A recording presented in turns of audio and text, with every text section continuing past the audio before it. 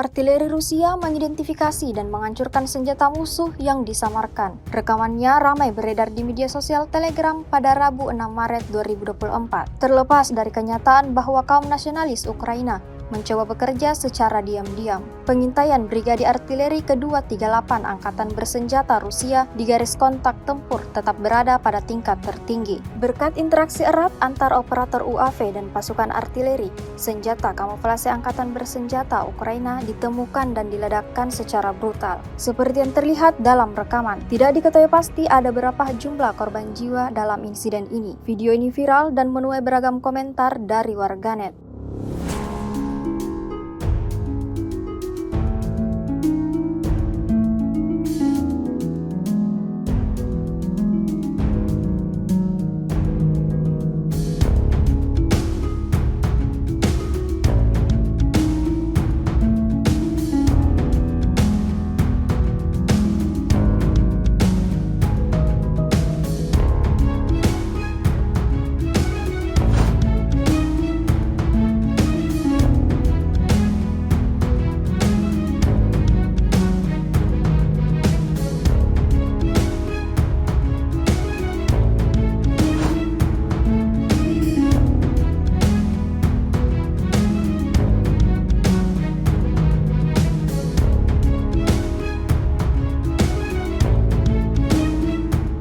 Download Tribun X sekarang, menghadirkan lokal menjadi Indonesia.